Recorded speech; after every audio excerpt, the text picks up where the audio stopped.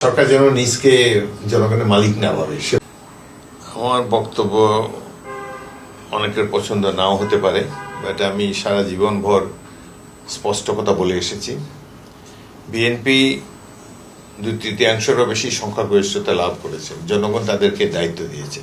রাষ্ট্রপতি অত্যন্ত গুরুত্বপূর্ণ একটি পদ এবং রাষ্ট্রের প্রথম ব্যক্তি, senior most person in the country.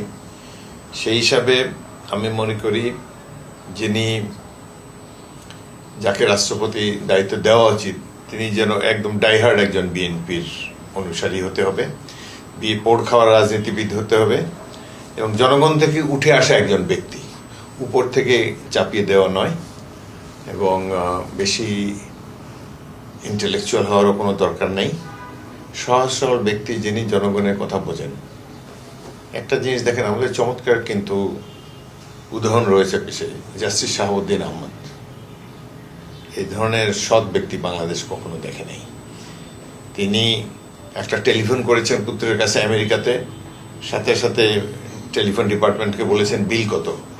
Telephone department জানাচ্ছে যে রাষ্ট্রপতির এখতিয়ার আছে, এটা পেইড, এটা লিগালি রাষ্ট্র পে করবে। তিনি বলছেন না, তাও আমি নিজের থেকে পে করব। একটা স্যুট নিয়ে ঢুকেছেন, একটা স্যুট নিয়ে বের হয়ে এসছেন। এই ধরনের নির্লোভ সৎ বিজ্ঞ ব্যক্তি প্রয়োজন বাংলাদেশে। উনি অবশ্য কোনো রাজনৈতিক দলের নয়, বাট বিএনপিতে নিশ্চয়ই ত্যাগী অনেক রাজনীতিবিদ আছেন, অনেক উত্থান পতনের মধ্যে গিয়েছেন, অনেক নিগৃহীত হয়েছেন স্বৈর শাসকদের দ্বারা।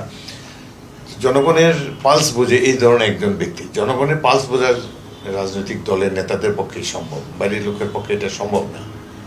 তো আমি মনে করি যে বিএনপির একজন সদস্য তিনি যে একেবারে ইলেক্টেড এমপি হতে হবে এমন কোনো কথা নেই। একজন ভালো মানুষ যিনি দুর্নীতির ঊর্ধ্বে থাকবেন, যাকে নিয়ে দেশবাসী গর্ব করতে পারে যে আমাদের ভালো একজন প্রেসিডেন্ট আছে।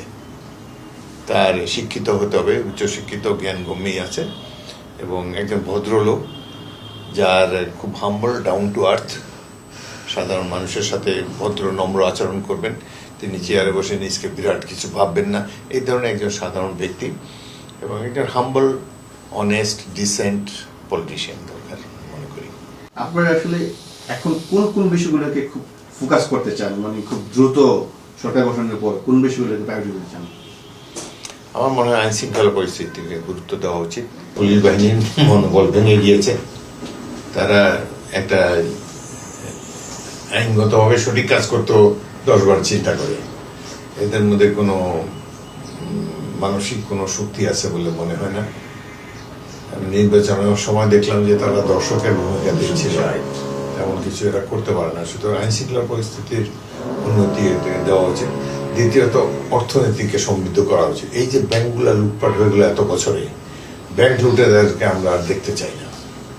এখানে জনগণের অর্থ যেন সুরক্ষিত থাকে, সেই ধরনের ব্যক্তিদের হাতে ব্যাংকের দায়িত্বভার থাকা উচিত এবং যারা এই দেশকে লুট করে বাইরে টাকা পাঠিয়েছে, এটা ফিরিয়ে আনার জন্য দক্ষ একটা টিম দরকার, যারা এই ব্যাপারে প্রয়োজনীয় উদ্যোগ নেবে, দেশের সম্পদ আমার দেশে ফিরিয়ে নিয়ে আসতে পারবে। সুতরাং অর্থনীতি, আইন শৃঙ্খলা পরিস্থিতি, এই দুটি অত্যন্ত গুরুত্ব। আরেকটি হলো যে গণতন্ত্রকে অগ্রাধিকার দিতেই হবে। এতদিন যাবৎ দেশের মানুষকে, সাধারণ মানুষ নিগৃহীত ছিল। সাধারণ মানুষকে যারা ক্ষমতায় থাকে তারা মানুষকে মানুষই মনে করে না। একজন সাধারণ নাগরিককে সম্মান দিতে হবে তাকে। জানি রাষ্ট্রের যত বড় কর্মকর্তাই হোক, তিনি যেন একজন বয়স্ক এবং সিনিয়র একজন সিটিজেনের সামনে, একজন শিক্ষিত মানুষ, তিনি শিক্ষক হতে পারেন, ভাইস চ্যান্সেলর হতে পারেন, আইনজীবী হতে পারেন, ডাক্তার হতে পারেন। তাদের কাছে, তাদের জন্য এই সরকার যেন নিজকে জনগণের মালিক না ভাবে।